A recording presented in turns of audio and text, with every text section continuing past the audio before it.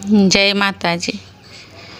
हे माई लाल चुनर बीच निखरल चेहरा पूजल चरनिया तोहार।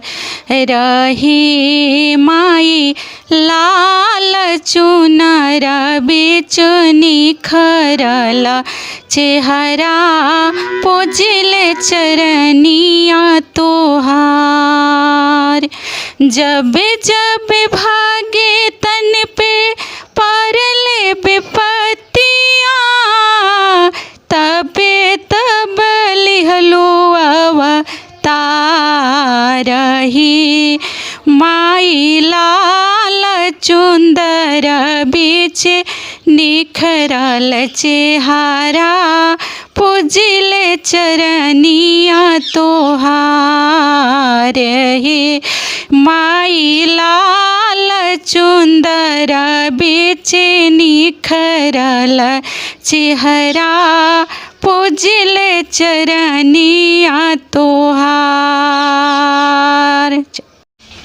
नमस्कार, मेरा नाम है मंतोष और आप लोग देखना शुरू कर चुके हैं बसंत बिहार। ये वो नारी है जो अपना प्रतिनिधित्व तो अपना खुद करती हैं। ऐसा नहीं है कि बहुत से नारी आप देखे होंगे जिनका प्रतिनिधित्व तो जो है उनके पति करते हैं, उनके जो और घर में जो भी जेंट्स होते हैं वो लोग करते हैं, लेकिन ये जो है रानी श्रीवास्तव ये वो नारी है जो अपना प्रतिनिधित्व तो खुद करती है और अपने दम पर इस समाज में पांव रख चुकी है और समाज के भीतर ये अपना दस्तक दे चुकी है। जयशंकर प्रसाद की एक कड़ी है नारी को लेकर, मैं थोड़ा आप लोगों को उसे सुना देना चाहता हूँ।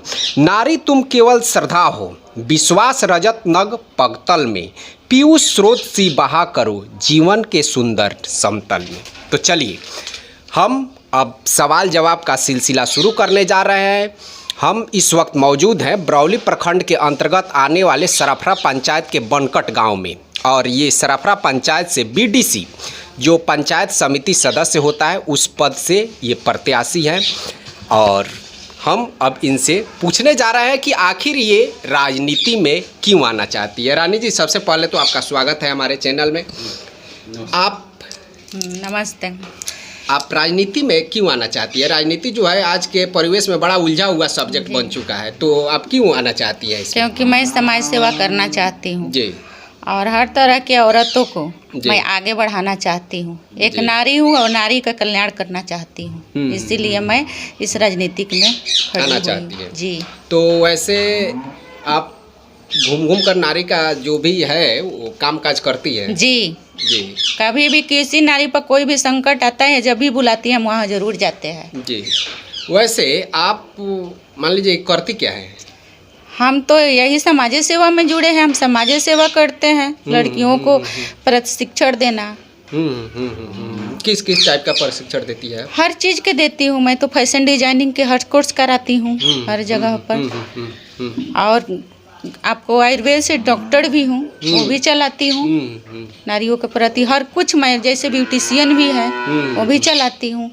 और इसमें आप लड़कियों को नया लड़कियों को ट्रेनिंग दे हाँ, नए लड़कियों रोजगार भी देती हूँ। जी, ये सब नारी के प्रति मैं सब कुछ करती हूँ। जी। तो अगर जो यहाँ के बीडीसी है उपेंद्र सिंह है शायद, तो आप उनके कार्यकाल को किस तरह से देखती हैं? क्या सही है कि क्या गलत है, कि किस तरह से आप देखती हैं? वो तो क्षेत्र में आते ही नहीं हैं। जो भी क्षेत्र में मान लीजिए हम लोग के यहाँ अभी बाढ़ आया था, लेकिन बाढ़ में अभी जो हम लोग के यहाँ वो तिरपाल गिरा हुआ था, यहाँ से उठकर चला गया, किसी गरीब को मिला नहीं। सब लोग पानी में भींगे ऐसे ही रह गए, कोई सुविधा मिला ही नहीं। हमारे पंचायत में किसी को कुछ मिला ही नहीं। मान लीजिए घर न बचा है, उन लोग का खेत खलियान तो पानी से भरा हुआ है। बिल्कुल। तो उन लोग के लिए तो कुछ नहीं बचा, तो उन लोग के मुसीबत में तो सहारा देना चाहिए ना। लेकिन वैसा कोई नहीं यहाँ पर पूछने के लिए आया, कभी भी वो आए ही नहीं पूछने के लिए। आप उन लोगों से पूछने के लिए जाया करती थी? हाँ, मैं तो जाया करती थी। मैं तो यहाँ से खाना बनवा करके पैक करा करके आपको रतन सराय हुआ, देवापुर हुआ, हर जगह भिजवाई हूँ। हमारे गाँव से सब बच्चे को मिला करके हम लोग भिजवाए हैं।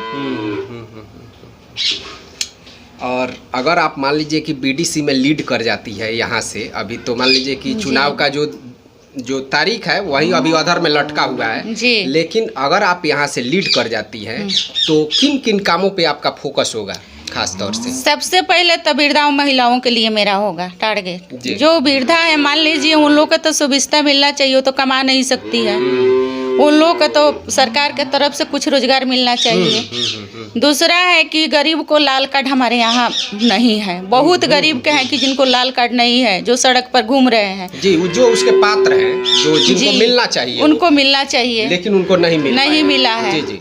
तीसरा है कि जो बेरोजगार है औरत, उनको हमको रोजगार दिलवाना है कि अपने रोजी रोटी में सब कोई लिंग रहे और कमाए खाए। मेरे यही टारगेट है। कोई नहीं, हम अकेले घूमते हैं, हम किसी को नहीं घुमाते हैं, हम खुद अकेले सबके यहाँ मिलते हैं जी। हम अकेले ये जो बनकट है ये तो आपके पिताजी का गांव है जी, ये आपका पैतृक गांव है जी, जहाँ पे आपका शादी हुआ था। आप तो वहाँ पे नहीं रह रहे? नहीं, हम तो अस्थाई यहाँ रहते हैं, हम अस्थाई निवासी यहाँ के, हम यहीं बस गए, यहीं रहते हैं जी। और आप अपना काम काज खुद से ही करते हैं? हम किसी मर्द नहीं, किसी को हम नहीं लेकर चलते हैं, हम अकेले ही खुद संभालते हैं। एक मान लीजिए कि जो भी महिला है उनके लिए आप एक मिसाल भी बन सकती है जी। अगर आप लीड नहीं कर पाती है फिर भी आप समाज सेवा में लगी रहेगी? जी, समाज सेवा में लगे रहेंगे, नहीं छोड़ेंगे। वो तो मान लीजिए कि वो तो किस्मत की बात होती है, नहीं भी निकलेंगे तो भी किसी को मजबूरी में हम फायदा नहीं उठा सकते हैं। कहीं भी लेडीज महिलाओं को कोई भी अगर प्रॉब्लम होगा वहाँ मदद जरूर करेंगे। बहुत से कैंडिडेट ऐसे आते हैं कि 5 साल के बाद आए, समाज में घूमे फिरे, जीते तो जीते, नहीं जीते तो फिर अपना बोरिया बिस्तर बांध कर चल देते हैं, फिर उनको समाज से लेना देना नहीं रहता है। ठीक है, तो इस तरह से आपके साथ तो नहीं होगा? नहीं, 15 साल से तो हम समाज सेवा करते आ रहे हैं ना, तो फिर अब क्यों छोड़ेंगे? अभी भी समाज सेवा करेंगे, छोड़ेंगे क्यों? चलिए, ये एक अच्छी बात है कि आपकी हार हो। मान लीजिए कि ये संवैधानिक पद है, आपके जो सेवा करना है तो उसमें हार जीत से कोई मतलब नहीं है, लेकिन आपके पास एक पद रहेगा तो जो सरकारी सुविधाएं हैं आप महिलाओं को या जो भी उसके पात्र हैं उनको ज़्यादा से ज़्यादा आप दिलवा सकती हैं, तो ये एक बेहतरीन बात रहेगी। तो अंत में आप सराफा पंचायत के लोगों से, जो जनता है, जो वोटर है, उनसे क्या कहना चाहेंगी?